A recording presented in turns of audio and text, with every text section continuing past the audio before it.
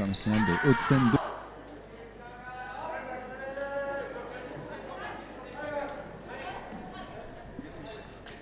Là, c'est parti. Piste bleue. Et sur votre droite. Ok.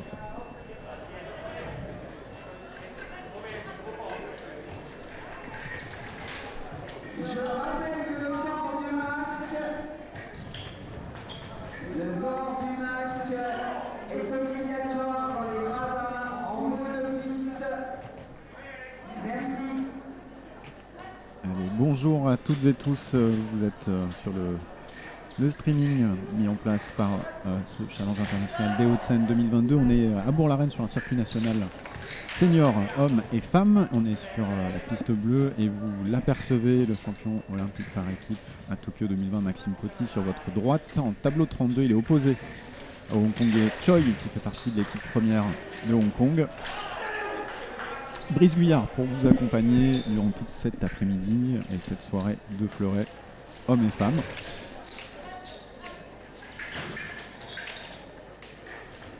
Allez, Maxime qui a eu du mal à rentrer dans ce match.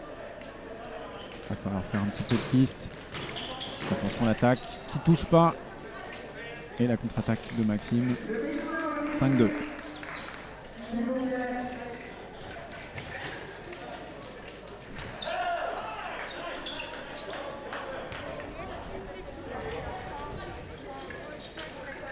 Allez, Maxime qui revient à la compétition. Vous l'aviez peut-être vu, observé au Challenge international de Paris il y a deux semaines maintenant. Il revenait de blessure.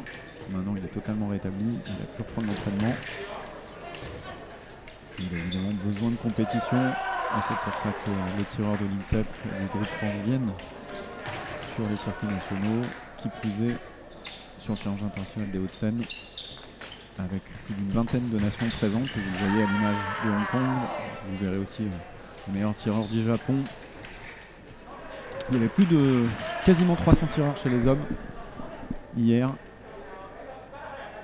et plus d'une centaine chez les femmes. Il va falloir travailler un peu plus là pour Maxime Coty. Voilà, des choses plus simples, plus directes, ça fonctionne. Laissez parler la puissance là de Maxime en attaque.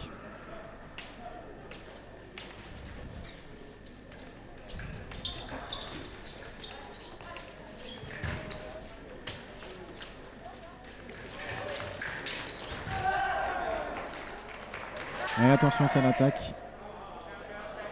Toujours avec des Français, oui, c'est bon. Allez, 6-4, Maxime Coty qui revient bien.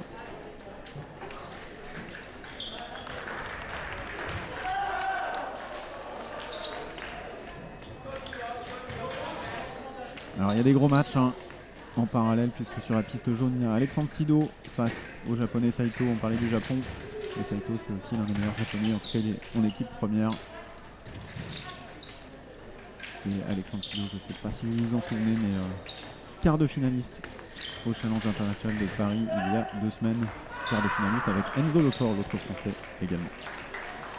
Enzo Lefort qui n'est pas présent aujourd'hui.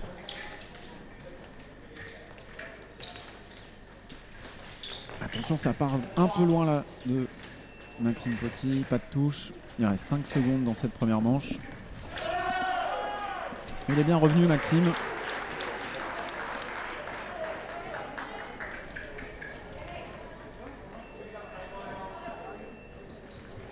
Allez, petite pause. Pendant ce temps-là, je jette un œil sur les autres pistes parce qu'on a aussi piste verte Alexandre Ediri qui mène 7-2 sur Choi. Un autre Choi de Hong Kong.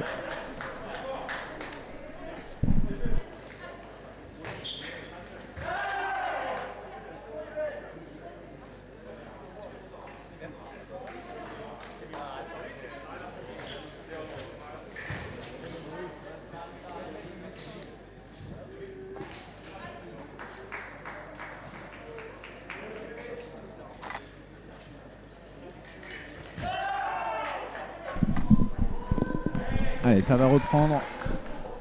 6-4 pour Choi, Nicolas Edward là, sur la piste bleue.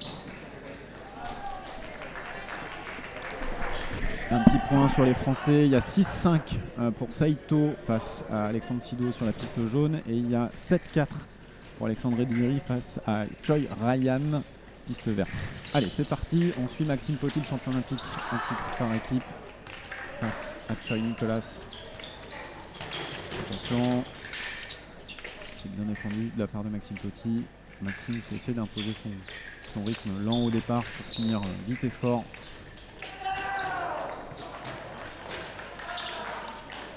Allez. Impose ton rythme encore Maxime, voilà, vers l'avant. Une action simple pour finir. C'est bien là. Ne pas se précipiter non plus pour Maxime, de prendre son temps. Allez. Une action simple pour finir. Ah, et dommage, là, c'est la parade riposte qui touche. Et oui, on a vu la première action de Maxime Potti qui tombe dans le fer de son adversaire. Maxime qui remise immédiatement, mais Choi avait le droit à sa riposte.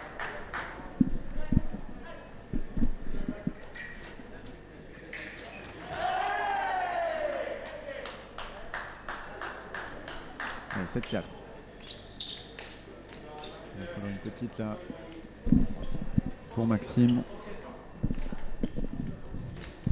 On l'a vu à plusieurs reprises, Maxime essaie de pousser vers le fond une attaque, il ne les a pas forcément déclenchées, ça lui ferait du bien là d'en lâcher une. Un peu tôt, du coup c'est pareil.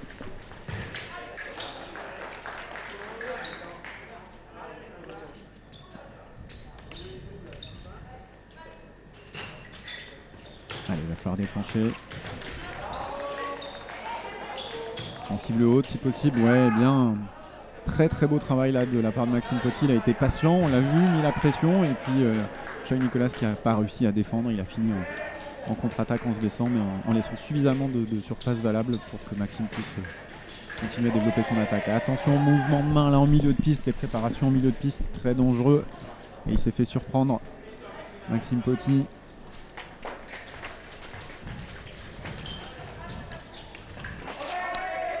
Allez, il subit là Maxime. Choi Nicolas qui reprend le dessus.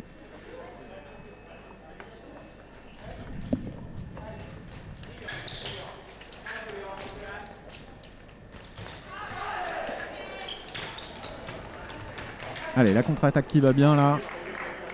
Ça c'est bien, ça l'arrête un petit peu le Hongkongais. Ça lui montre qu'il ne faut pas partir trop vite. Et ça va permettre à Maxime Potti peut-être d'alterner là.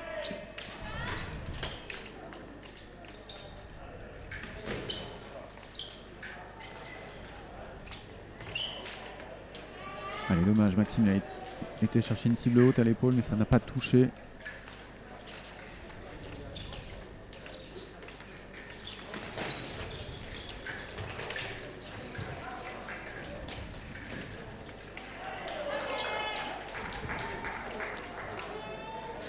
Attention à l'attaque et la riposte de Maxime, non valable, dommage. En tout cas, c'était bien tenu là sur les jambes. Il avait bien fait l'effort de reculer, une parade simple et riposte, sans se précipiter, dommage.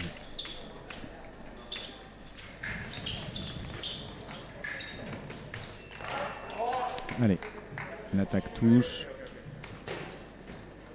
On voit Choi Nicolas, le Hongkongais, qui quand il est acculé là sur sa fin de piste, il n'a pas trop de solutions de parade, donc il effectue une contre-attaque en se baissant, et je pense qu'il a été sanctionné probablement d'un carton jaune. Il a dû substituer la surface valable en utilisant son masque justement, Choi Nicolas.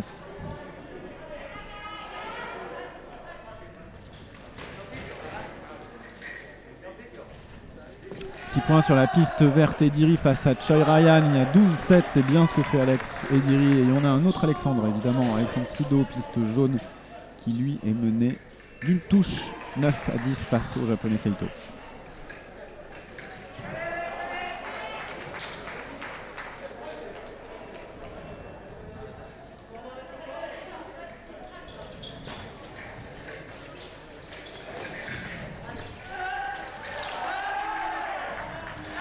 Oh, ça touche pas.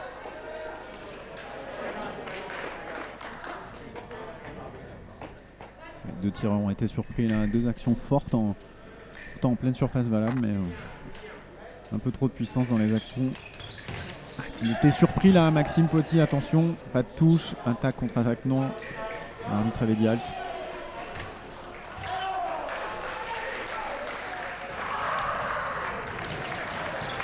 Attaque de Choi Nicolas non valable, attention ça va vite aussi hein.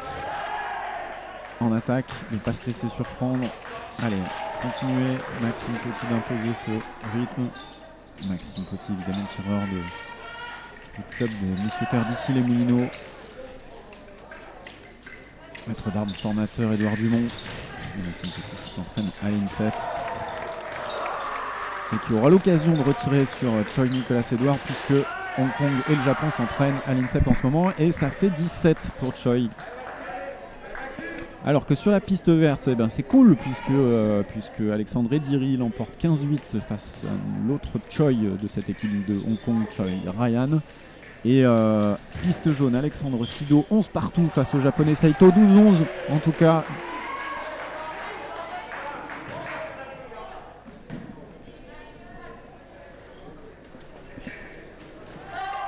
Et on va rentrer, évidemment là, c'est la minute de pause. Sur cette piste bleue, dans ce tableau de 32 du Challenge International des Hauts-de-Seine 2022. C'est la 5e édition hein, du Challenge International des Hauts-de-Seine. Ça fait plus de 30 ans que ce circuit national est en place, évidemment, mis en place par l'association sportive de Bourg-la-Reine, l'AS Bourg-la-Reine. Et chaque année, ce plateau est de plus en plus beau. Et c'est pas pour déplaire aux tireurs qui viennent à chaque fois de plus en plus nombreux. Et ceux-là, malgré le contexte, la crise sanitaire, les contraintes, les cas de Covid. Et je vous le redis, quasiment 300 tireurs chez les hommes depuis hier et plus d'une centaine chez les femmes. Ça en fait le plus gros circuit national de la saison. Pour les seniors, il y a 5 circuits nationaux. C'est le 3e là, de la saison. On a vu Anthony aussi dans le 92e, Bordeaux, Bourg-la-Reine et puis Laura Melun, puis Valence. Allez, 17, c'est reparti, 3e tiers-temps. Il faut recoller là pour Maxime Poty. C'est l'attaque de Maxime Poty qui touche. Il ne s'est pas spécialement arrêté. Et Choi Nicolas qui cherchait une attaque sur la préparation est parti un petit peu tard. Il n'est pas parti tout de suite dans le bon temps.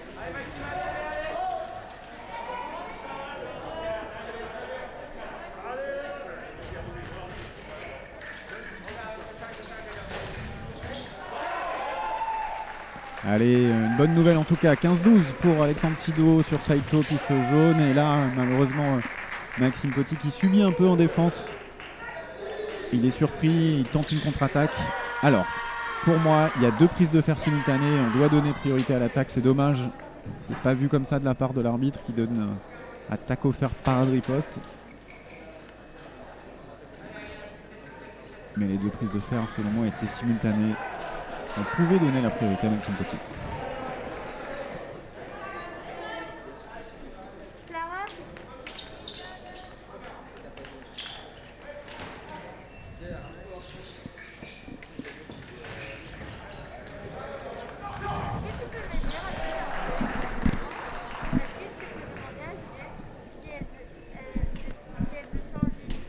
Ouais, petit problème de fond de piste, l'enrouleur, le câble qui se bloque dans l'enrouleur.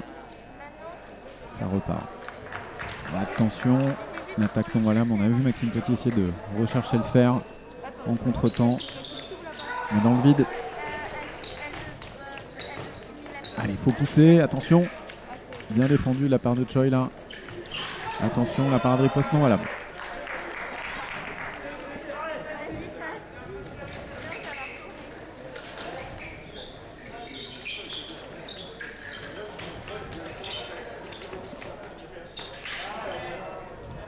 Et Choi Nicolas qui défend bien, hein, il n'hésite pas même à s'accroupir en fond de piste sans faire de faute.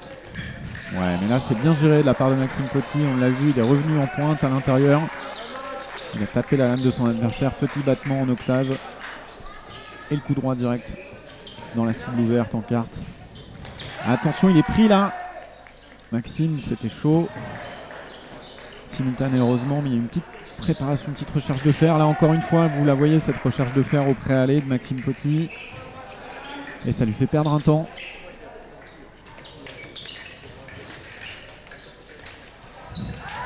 Allez, c'est Maxime qui attaque là.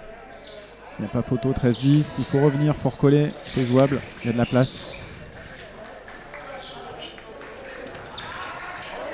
La contre-riposte de Choi Nicolas, non voilà.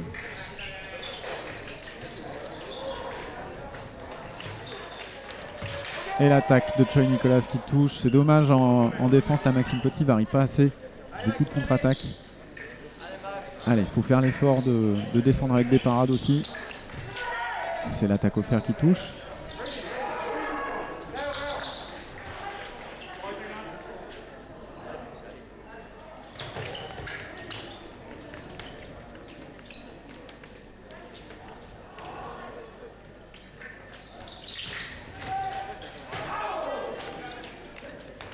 Et l'attaque directe, puissante là de Choi Nicolas, bien faite. Allez, on va se retrouver dans quelques instants sur une autre piste.